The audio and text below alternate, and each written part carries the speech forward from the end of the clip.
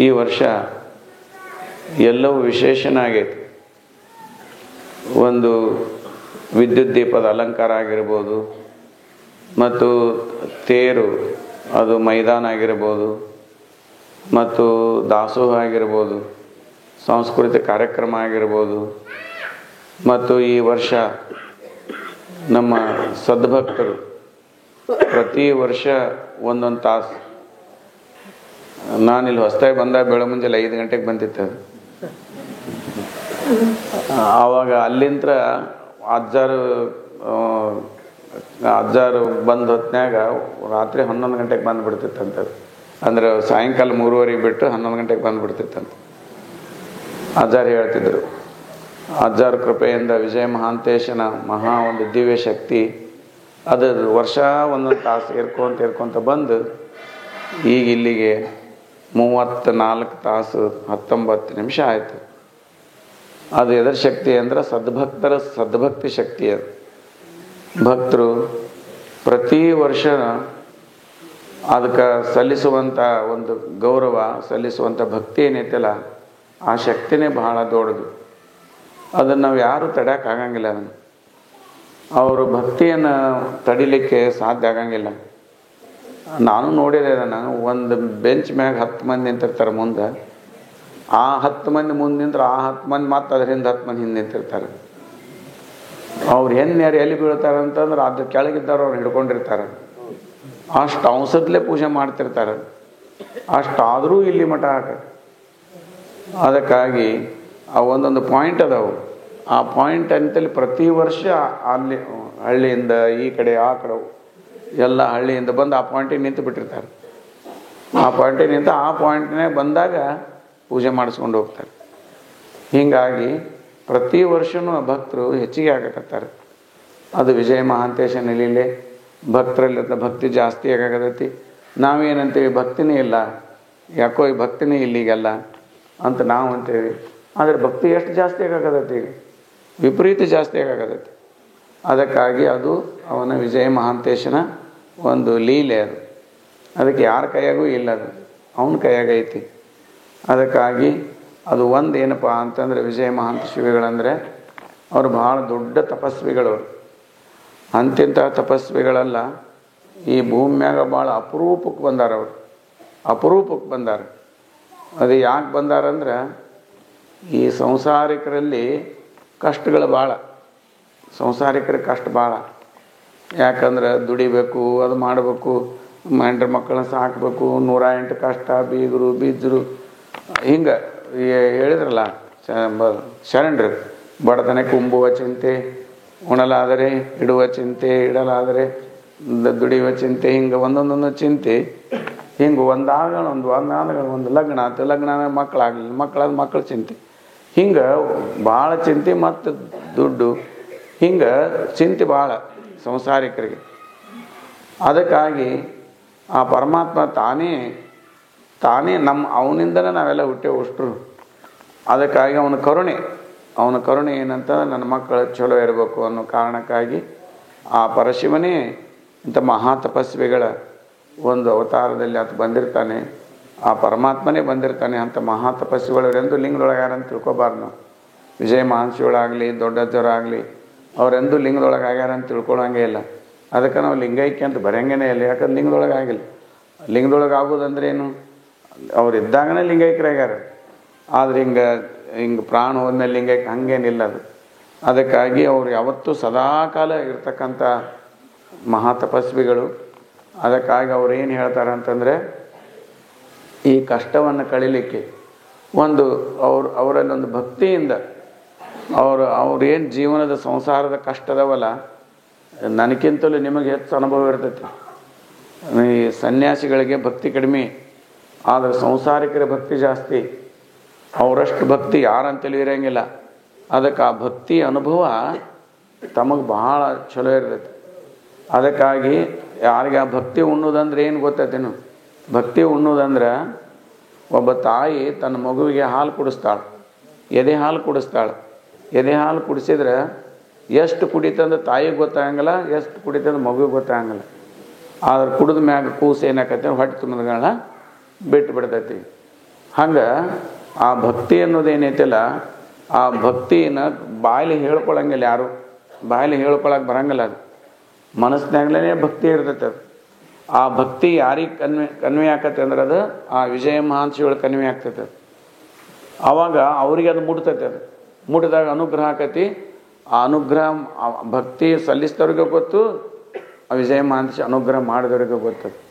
ಇನ್ನು ಮೂರನೇದವ್ರಿಗೆ ಯಾರಿಗೆ ಗೊತ್ತಾಗಂಗಿಲ್ಲ. ಅದು ಅಷ್ಟು ಅದ್ಭುತವಾದಂಥ ಒಂದು ಶಕ್ತಿ ಆ ಭಕ್ತಿಯಲ್ಲಿ ಐತೆ. ಅದು ಅದಕ್ಕಾಗಿ ನಾವು ವಿಜಯ ಮಹಾಂತಶಿಗಳಂದ್ರೆ ಅಪಾರವಾದ ಕರುಣಾಮಯಿಗಳವರು. ಭಯಂಕರ ಕರುಣೆ ಅಂದ್ರೆ ಆ ಜಗತ್ತಿನ ಕರುಣೆಗೆ ಇನ್ನೊಂದಂದ್ರೆ ವಿಜಯ ಮಹಾಂತೇಶನ. ನಾವು ಬರೀ ಕರುಣೆ ಅಂತ ಬರೀಬೋದು ಅಷ್ಟೇ, ಕರುಣೆ ಅಂತ ಹೇಳ್ಬೋದು ಅಷ್ಟೇ. ಆ ಕರುಣೆಯ ಸ್ವರೂಪವಾಗಿದ್ದಂಥವ್ರಂದ್ರೆ ವಿಜಯ ಮಹಾಂತಶಿವರು. ಒಂದು ಸ್ವಲ್ಪ ನೀವು ಕಷ್ಟ ಅಂತ ತಿಳ್ಕೊಂಡು ಹೇಳಿ, ಒಂದೆರಡು ಹನಿ ಕಣ್ಣೀರು ವಿಜಯ ಮಹಾಂತ ಮುಂದೆ ಹಾಕಿಬಿಟ್ರೆ ಅದು ಹಾಕಿಬಿಟ್ರೆ ಮುಗಿದೋದು ನೋಡು. ಅದು ಹೆಂಗೆ ಮಾಡ್ತಾನೋ ಗೊತ್ತಿಲ್ಲ. ನಾನು ಆಗಿಂದಾಗ ನಿವಾರಣೆ ಮಾಡಿಬಿಡ್ತಾನೆ. ಅಂಥ ಅದ್ಭುತವಾದ, ನನಗಿಂತಲೇ ಹೆಚ್ಚು ನಿಮಗೆ ಅನುಭವ ಐತಿ. ಸ್ವಲ್ಪ ಕಷ್ಟ ಆಗಿ ಒಂದು ಸ್ವಲ್ಪ ಹನಿ ಕಣ್ಣೀರು ಬಂತಂದ್ರೆ ಅಲ್ಲೇ ವಿಜಯ ಮಹಾಂತನ ಮುಂದೆ ಮುಗಿದು ಹೋತು. ಅದು ಎಷ್ಟು ಹೆಂಗೆ ಪಾರು ಮಾಡ್ತಾನೆ ಅನ್ನೋದು ಗೊತ್ತಿಲ್ಲ. ಅದು ಅದಕ್ಕಾಗಿ ಅಂಥ ಶಕ್ತಿ ವಿಜಯ ಮಹಾಂತಶಿಗಳಲ್ಲಿ ನನಗಿಂತಲೂ ಹೆಚ್ಚು ಅನುಭವ ಭಕ್ತರಿಗೆ ಐತೆ. ಅದು ಅದಕ್ಕಾಗಿ ವಿಜಯ ಮಹಾಂತಶಿಗಳು ಲಿಂಗದೊಳಗೆ ಯಾರು ಅವ್ರು ಇಲ್ಲ, ಅವ್ರು ಹಂಗೇನಿಲ್ಲ. ಅದು ಅವ್ರನ್ನ ಸ್ಮರಣೆ ಮಾಡಿಕೊಂಡು ನಾವೇನು ಕಾರ್ಯಗಳನ್ನು ಮಾಡ್ತೀವಿ ಅವೆಲ್ಲ ಯಶಸ್ವಿ ಆಗ್ತವೆ. ಅದಕ್ಕೆ ಭಕ್ತಿನೇ ಪ್ರಧಾನ ಕಾರಣ. ಭಕ್ತಿಯಲ್ಲಿರುವಂಥ ಶಕ್ತಿ ಈ ಜಗತ್ತಿನೊಳಗೆ ಎದುರಾಗೂ ಇಲ್ಲ. ಅದಕ್ಕಾಗಿ ಭಕ್ತಿ ಪ್ರಿಯ ನಮ್ಮ ಕೂಡಲ ಸಂಗಮ ದೇವ ಅಂತ ಹೇಳ್ಯಾರ. ಅದಕ್ಕೆ ನಾದ ಪ್ರಿಯನೂ ಅಲ್ಲ, ವೇದ ಪ್ರಿಯನೂ ಅಲ್ಲ, ಅಭಿಷೇಕ ಪ್ರಿಯನೂ ಅಲ್ಲ, ಅವ ಭಕ್ತಿ ಪ್ರಿಯ ನಮ್ಮ ಕೂಡಲ ಸಂಗಮ ದೇವ. ಅದಕ್ಕೆ ಭಕ್ತಿ ಅನ್ನೋದು ಭಾಳ ಮುಖ್ಯ. ಅದಕ್ಕೆ ಆ ಭಕ್ತಿ ಒಂದು ದ್ಯೋತಕವಾಗಿ ಇವತ್ತು ಭಕ್ತಿಯನ್ನು ಸ್ವೀಕಾರ ಮಾಡ್ತಕ್ಕಂಥ ಒಂದು ಶಕ್ತಿನೂ ಬೇಕಾಗತ್ತೆ.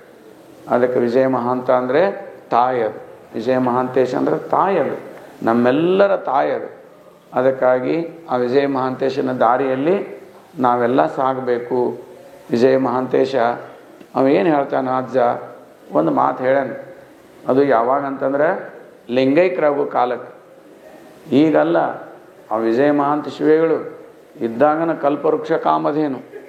ಯಾರು ಬೇಕಾದವ್ರ ಕಷ್ಟ ಅಂತ ಬರಲಿ, ಅವ್ರ ಕಷ್ಟ ಅಂತ ಬಂದವರಿಗೆ ಅವ್ರಿಗೆ ಪರಿಹಾರ ಮಾಡಲಾರ್ದ ಕಳಿಸ್ತಿದ್ದರು ವಿಜಯ ಮಹಾಂತೇಶ. ಅಷ್ಟು ದೊಡ್ಡ ಮಹಾತಪಸ್ವಿ. ಹುಟ್ಟು ಗುರುಡಂಗೆ ಕಣ್ಣು ಕೊಟ್ಟಾರ ಅವ್ರು ವಿಜಯ ಮಹಾಂತ ಶಿವಗಳು. ಹುಟ್ಟು ಗುರುಡ, ಹುಟ್ಟುತನ ಕಂಡಿದ್ದಿದ್ದಿಲ್ಲ ಮನುಷ್ಯಾಗ, ಅಂಥ ಮನುಷ್ಯನಿಗೆ ಕಣ್ಣು ಕೊಟ್ಟಾರ ವಿಜಯ ಮಹಾಂತ ಶಿವಗಳು. ಏನು ಸಾಮಾನ್ಯ ಶಕ್ತಿನ? ಅದಕ್ಕಾಗಿ ಅಂಥ ಅದ್ಭುತವಾದಂಥ ಮಹಾಶಕ್ತಿವಂತ ಮಹಾತಪಸ್ವಿಗಳು ಅಂತ್ಯಕಾಲದಲ್ಲಿ ಲಿಂಗೈಕ್ಯರಾಗುವಂಥ ಕಾಲದಲ್ಲಿ ಆವಾಗ ಎಲ್ಲರೂ ಭಕ್ತರು ಬಂದು ಏನು ಮಾಡಿದ್ರಂದ್ರೆ ಹತ್ಕೊಂತ ಕುಂಡಿರ್ತಾರೆ. ನೀವು ಲಿಂಗದೊಳಗೆ ಆದರೆ ಅಂದ್ರೆ ನಮ್ಮ ಜೀವನ ಹೆಂಗೆ? ನಾವು ಯಾರನ್ನ ಕೇಳಬೇಕು, ನಾವು ಯಾರನ್ನ ಮಾತಾಡಬೇಕು, ಏನಂತ ನಮ್ಮ ಕಷ್ಟವನ್ನು ಯಾರ ಮುಂದೆ ಹೇಳ್ಕೊಂಡು ಪರಿಹಾರ ಮಾಡ್ಕೋಬೇಕಂತಂದು ಅಳಾಕ್ ನಿಂದಿರ್ತಾರೆ. ವಿಜಯ ಮಹಾಂತಶಿಗಳು ಇಲ್ಲಿ ಮಲ್ಕೊಂಡಿರ್ತಾರೆ, ಅವರು ಸುತ್ತು ಕುಂತು ಭಕ್ತರು ಅಳಕ್ಕೆ ಚಾಲು ಮಾಡ್ತಾರೆ, ಕಣ್ಣೀರು ಹಾಕಾಕತ್ತಾರೆ. ಆವಾಗ ಅವ್ರು ವಿಜಯ ಮಹಾಂತಶಿಗಳು ಒಂದು ಮಾತು ಹೇಳ್ತಾರೆ. ಅವ್ರು ಏನು ಹೇಳ್ತಾರೆ ಅಂತಂದ್ರೆ, ನೋಡ್ರಿಪ್ಪ ಅಳಕ್ಕೆ ಹೋಗಬೇಡ್ರಿ. ಯಾರು ನಿಷ್ಠೆಯಿಂದ ಲಿಂಗ ಪೂಜೆ ಮಾಡ್ಕೊತಾರೆ, ನಿಷ್ಠೆಯಿಂದ ಲಿಂಗ ಪೂಜೆ ಮಾಡ್ಕೊತಾರೆ, ಯಾರು ನಿತ್ಯದಲ್ಲಿ ಬಸವಣ್ಣವ್ರ 5 ವಚನ ಓದ್ತಾರೆ, ಮತ್ತು ಯಾರು ನಿಷ್ಠೆಯಿಂದ ಕಾಯಕ ಮಾಡ್ತಾರೆ, ಕಾಯಕ ಪ್ರೇಮಿಗಳವ್ರು ವಿಜಯ ಮಹಾಂತಶಿಗಳು ಸುಮ್ಮನೆ ಕುಂಡಿಸ್ಕೊಡ್ತಿದ್ದಲ್ಲ, ಕಾಯಕ ಮಾಡಬೇಕು. ಯಾರು ನಿಷ್ಠೆಯಿಂದ ಕಾಯಕ ಮಾಡ್ತಾರೆ, ಇವನು ಯಾರು 3 ಮಾಡ್ತಾರೆ ಅವರೊಳಗೆ ನಾನೇ ಇರ್ತೀನಿ ಅಂತ ಹೇಳ್ತಾರೆ. ಅವರೊಳಗೆ ನಾನೇ ಇರ್ತೀನಿ ಅಂದ್ರೇನು ಅವ್ರ ಶಕ್ತಿನೇ ಇರ್ತೈತೆ ಅಂತ. ಇದನ್ನು ಯಾರು ಹೇಳ್ತಾರೆ ಅಂದ್ರೆ ವಿಜಯ ಮಹಾಂತ ಶಿವಗಳು ಹೇಳ್ತಾರೆ, ಅವ್ರ ತಪಸ್ವಿಗಳು ಹೇಳ್ತಾರೆ. ಇದನ್ನು ನಾನೇ ಇರ್ತೇನೆ ಅಂತಾರೆ. ಆದರೆ ಇನ್ನೂ ಸಮಾಧಾನ ಆಗಂಗಿಲ್ಲ ಅವ್ರಿಗೆ, ಒಟ್ಟ ಸಮಾಧಾನ ಆಗಂಗಿಲ್ಲ, ಮತ್ತೆ ಅಳಕ್ಕೆ ಚಾಲು ಮಾಡ್ತಾರೆ. ಆವಾಗ ಅವರು ದುಃಖವನ್ನು ನೋಡಿ ವಿಜಯ ಮಹಾಂತ ಶಿವಗಳು ಹೇಳ್ತಾರೆ, ಚಿಂತೆ ಮಾಡಬೇಡ್ರಿ, 19ನೇ ಪೀಠಾಧಿಪತಿಯಾಗಿ ಮರಳಿ ನಿಮ್ಮ ಮಠಕ್ಕೆ ಬರ್ತೀನಿ ಅಂತ ಹೇಳ್ತಾರೆ ವಿಜಯ ಮಹಾಂತ ಶಿವಗಳು. ಆವಾಗ ಇವ್ರಿಗೆ ಏನಾಗತ್ತೆ ಅಂದ್ರೆ ಸ್ವಲ್ಪ ಸಮಾಧಾನ ಆಗತಿ. 19ನೇ ಪೀಠಾಧಿಪತಿಗಳು ದೊಡ್ಡ ಅಜ್ಜಾರು.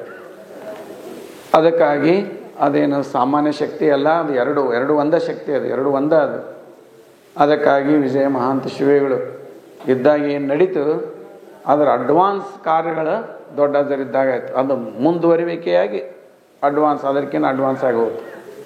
ಅದಕ್ಕೆ ಇವತ್ತು ಇಡೀ ಕರ್ನಾಟಕದಲ್ಲಿ ಎಂಥ ಅದ್ಭುತವಾದಂಥ ಮಹಾಶಕ್ತಿ ದಿನಕ್ಕೆ ದಿನ ಅದು ವಿಜಯ ಮಹಾಂತನ ಶಕ್ತಿ ಇಡೀ ಕರ್ನಾಟಕ ರಾಜ್ಯ ತುಂಬ, ಇಡೀ ಕರ್ನಾಟಕ ಎಲ್ಲ ಕಡೆನೂ ಹಳ್ಳ್ಯಾಗ ವಿಜಯ ಮಹಾನ್ ಶಿವಗಳು ದೊಡ್ಡಜ್ಜವ್ರದ್ದು ವ್ಯಸನ ಮುಕ್ತಿ ದಿನಾಚರಣೆಯನ್ನು ಮಾಡ್ತಾರೆ. ಅವತ್ತಿನ ದಿವಸ ಇಡೀ ಮಠದ ಇತಿಹಾಸ ವಿಜಯ ಮಹಾಂತ ಶಿವಗಳದು ದೊಡ್ಡಜ್ಜವರ ಸ್ಮರಣೆ ನಡೀತೈತೆ ಇಡೀ ಕರ್ನಾಟಕ ತುಂಬ. ಇದು ಏನು ಸಾಮಾನ್ಯ ಶಕ್ತಿ ಅಲ್ಲ ವಿಜಯ ಮಹಾಂತೇಶಂದು. ಅದಕ್ಕೆ ಅದ್ರ ಜೊತೆಗೆ ಹಂಗೆ ಬರೇ ಹೇಳೋದಲ್ಲ, ಹಂಗೆ ಸ್ಮರಣೆ ಮಾಡಿದವ್ರಿಗೆ ಒಂದು ದೊಡ್ಡ ದಿವ್ಯ ಶಕ್ತಿನೂ ಬರ್ತೈತೆ ಅವ್ರಿಗೆ ಅಂತರಂಗದಲ್ಲಿ. ಅದಕ್ಕಾಗಿ ವಿಜಯ ಮಹಾಂತೇಶನ ಭಕ್ತಿಯಿಂದ ಅದಕ್ಕೆ ನಾನಾದರೂ ಹೇಳೋದು ಅವ್ರು ಹೇಳಿದ್ದೇನೆ ನಾನು ಹೇಳೋದು. ಇದು 100 ಸಲ ಹೇಳಿ ಕೇಳಕ್ಕೆ ಬೇಸರ ಆಗಂಗಿಲ್ಲ, ಹೇಳಕ್ಕೆ ಬೇಸರ ಆಗಂಗಿಲ್ಲ. ಅದಕ್ಕಾಗಿ ಇವತ್ತು ನಾವೆಲ್ಲರೂ ವಿಜಯ ಮಹಾಂಶಿಗಳ ಅಪ್ಪಣೆ ಏನಾಗೈತಪ್ಪ ಅಂದ್ರೆ ದಿನಾ ಲಿಂಗ ಪೂಜೆ ಮಾಡ್ಕೋಬೇಕು. ದಿನಾ ಲಿಂಗ ಪೂಜೆ ಮಾಡಿ ಒಂದು 5 ನಿಮಿಷ ಆದರೂ ಲಿಂಗವನ್ನು ದಿಟ್ಟಿಸಿ ನೋಡಬೇಕು. ಲಿಂಗ ದಿಟ್ಟಿಸಿ ಅಂದರೆ ತದೇಕ ಚಿತ್ತದಿಂದ 12 ತಂತ್ರದಲ್ಲಿ ಲಿಂಗವನ್ನು ನೋಡಬೇಕು. ಅದಕ್ಕೆ ಜಾತಿ ಇಲ್ಲ, ಅದಕ್ಕೆ ಜಾತಿನೇ ಇಲ್ಲ. ಅದಕ್ಕೆ 12ನೇ ಶತಮಾನ ಬಸವಣ್ಣರಿಗೆ ಎಲ್ಲ ಜಾತಿರಿಗೂ ಕೊಟ್ಟರು. ಯಾಕಂದ್ರೆ ಮನಸ್ಸು ಲಿಂಗ ಆಗಲಿ ಅಂತ, ಮನಸ್ಸು ದೇವರಾಗಲಿ ಅಂತ. ಅದಕ್ಕೆ ಒಂದು 10 ನಿಮಿಷ ದಿಟ್ಟಿಸಿ ನೋಡಬೇಕು. 2 ಕಣ್ಣಿನಿಂದ ದೃಷ್ಟಿ ಇಟ್ಟು ನೋಡಬೇಕು. ಆ ನಂತರದಲ್ಲಿ ಒಂದು ಬಸವಣ್ಣವ್ರ 5 ವಚನ ಓದಬೇಕು. ಬಸವಣ್ಣವರು ಸುಜ್ಞಾನ ಸಮಾಜ ವಿಜ್ಞಾನಿಯವರು. ಸಮಾಜವೇ ನನ್ನ ಪ್ರಾಣ ಅಂತ, ಸಮಾಜವೇ ನನ್ನ ದೇವರು ಅಂತ ತಿಳ್ಕೊಂಡು ಹೇಳಿ ಸಮಾಜ ಸುಧಾರಣೆ ತೊಡಗಿದಂಥ ಮಹಾ ತಪಸ್ವಿ ಬಸವಣ್ಣವರು. ಅದಕ್ಕೆ ಬಸವಣ್ಣವ್ರ ಮೇಲೆ ಬಹಳ ಪ್ರೇಮ. ವಿಜಯ ಮಹಾಂಶಿಗಳು ಎಷ್ಟು ಪ್ರೇಮ ಇದ್ರಂದ್ರೆ, ಒಬ್ಬ ಸಾಧ್ವಿ ಹೆಣ್ಮಗಳು ಇಡೀ ತನ್ನ ಆಯುಷ್ಯ ತುಂಬ ಗಂಡನ ಹೆಸರು ಕರೆಯಂಗಿಲ್ಲ, ಗಂಡನ ಹೆಸರು ಕೊಂಡು ಕರೆಯಂಗಿಲ್ಲ. ಹಂಗೆ ವಿಜಯ ಮಹಾಂಶಿಗಳು ಎಂದೂ ಬಸವಣ್ಣವ್ರು ಅಂತ ಬಾಯಲ್ಲಿ ಅನ್ನಲಿಲ್ಲ. ಅವರು ಅಪ್ಪ ಅಪ್ಪ ಅಪ್ಪ ಅಪ್ಪನವ್ರ ವಚನ ಅಂತಿದ್ರು. ಇಷ್ಟು ಬಸವಣ್ಣವ್ರ ಮೇಲೆ ಅಪಾರವಾದ ಗೌರವ ಇದ್ದಂಥವ್ರು. ಅದಕ್ಕೆ ಅವ್ರು ನಿತ್ಯದಲ್ಲಿ ವಚನ ಓದ್ತಿದ್ರು. ವಿಜಯ ಮಹಾಂಶಿಗಳು ನಿತ್ಯದಲ್ಲಿ ಲಿಂಗ ಪೂಜೆ ನಿತ್ಯದಲ್ಲಿ ವಚನ ಓದ್ತಿದ್ರು. ಅದಕ್ಕಾಗಿ ನಾವು ಕೂಡ ಅವರೊಂದು ದಾರಿ ತೋರಿಸ್ಯಾರ, ನಮಗೆ ಹೆದ್ದಾರಿಯನ್ನು ತೋರಿಸ್ಯಾರ. ನಿತ್ಯದಲ್ಲಿ ಲಿಂಗ ಪೂಜೆ ಮಾಡ್ಕೋಬೇಕು, ನಾವು ಒಂದು 5 ವಚನ ಓದಬೇಕು ಮತ್ತು ನಿಷ್ಠೆಯಿಂದ ಕಾಯಕ ಮಾಡಬೇಕು. ಇಷ್ಟು ಮಾಡಿದರೆ ಸಾಕು, ವಿಜಯ ಮಹಾಂತೇಶ ನಮ್ಮ ಜೊತೆಗೇ ಇರ್ತಾನೆ. ಅದಕ್ಕಾಗಿ ಇವತ್ತು ನಾವೆಲ್ಲರೂ ಕೂಡ, ಎಲ್ಲರೂ ಇಲ್ಲ, ಎಲ್ಲೋ ಒಬ್ಬೊಬ್ಬರು ಇರ್ತಾರೆ. ಅದಕ್ಕಾಗಿ ಆ ದುಶ್ಚಟಗಳನ್ನು ತ್ಯಾಗ ಮಾಡಬೇಕು. ಆ ವಿಜಯ ಮಹಾಂತೇಶನ ಸದ್ಭಕ್ತರಾದವರು ಎಂದು ದುಶ್ಚಟಗಳನ್ನು ಮಾಡಬಾರ್ದು. ಯಾಕಂದ್ರೆ ಅವನ ಅಂಶ ಅದರಲ್ಲಿ ಇರ್ತೈತೆ. ಅದಕ್ಕೆ ಯಾರೂ ವಿಜಯ ಮಹಾಂತನ ಸದ್ಭಕ್ತರಾದವರು, ಬಸವ ಭಕ್ತರಾದವರು ಸ್ವಲ್ಪನೂ ದುಶ್ಚಟ ಮಾಡಬಾರ್ದು. ಹಂಗೆ ನಾವು ನಮ್ಮ ಜೀವನವನ್ನು ಹಂಗೆ ನಡೆಸ್ಬೇಕು. ಅದಕ್ಕೆ ಬೇಗನೆ ಅನುಗ್ರಹ ಆಕತ್ತೆ, ಅದಕ್ಕೆ ಅವನ ಅನುಗ್ರಹ. ಅದಕ್ಕಾಗಿ ವಿಜಯ ಮಹಾಂತೇಶನ ದಾರಿಯಲ್ಲಿ ನಾವೆಲ್ಲರೂ ಸಾಗೋಣ. ಇಳಕಲ್ ಮಠದ ಭಕ್ತರಂತ ಭಕ್ತರೇ ಇಲ್ಲ, ಇಳಕಲ್ ಮಠದಂಥ ಮಹಾ ತಪಸ್ವಿ ವಿಜಯ ಮಹಾಂತೇಶನ ತಪಸ್ವಿನೇ ಯಾರಿಲ್ಲ. ಭಕ್ತರು ಹಂಗಾದರೆ ಆ ಗುರು ವಿಜಯ ಮಹಾಂತೇಶನು ಹಂಗದಾರ. ಅದಕ್ಕೆ ಇಡೀ ಕರ್ನಾಟಕಕ್ಕೆ ಮಾದರಿ ಅಂದರೆ ಭಕ್ತರಂದ್ರೆ ಇಳಕಲ್ ಭಕ್ತರ ಮಾದರಿ, ವಿಜಯ ಮಹಾಂತೇಶನ ಮಾದರಿ. ಅದಕ್ಕೆ ತಾವೆಲ್ಲರೂ ಹಂಗೆ ಮಾಡಿರಿ. ಆ ದಾರಿಯಲ್ಲಿ ನಾವೆಲ್ಲ ಸಾಗೋಣ. ಅದಕ್ಕಾಗಿ ಮತ್ತು ಈ ಸಲದ ವಿಜಯ ಮಹಾಂತೇಶ ತರುಣ ಸಂಘದವರು ಎಲ್ಲ ಸಂಘದವರು, ಎಲ್ಲ ಸಂಘ ಸಂಸ್ಥೆಗಳು ತಮ್ಮ ಪಾಲಿನ ಕರ್ತವ್ಯನ ಭಾಳ ಚಲೋ ನಿರ್ವಹಿಸ್ಯಾರ. ಭಾಳ ನಿಷ್ಠೆಯಿಂದ ಎಲ್ಲ ಪೊಲೀಸ್ ಸಿಬ್ಬಂದಿ ವರ್ಗ, ಇಲೆಕ್ಟ್ರಿಕಲ್ದವರು, ನಗರಸಭೆಯವರು ಭಾಳ ನಿಷ್ಠೆ. ನಮ್ಮ ಶಾಸಕರು ಅವರು ತಮ್ಮ ಸುಮಾರು ಭಾಳ 10 ಲಕ್ಷ ರೂಪಾಯಿ ರೊಕ್ಕ ಖರ್ಚು ಮಾಡ್ಯಾರ, ಗ್ರೌಂಡ್ ತಯಾರು ಮಾಡಿದರು. ಎಲ್ಲ ಸಂಘ ಸಂಸ್ಥೆಯವರು ಭಾಳ ಚಲೋ ಕೆಲಸ ಮಾಡ್ಯಾರ.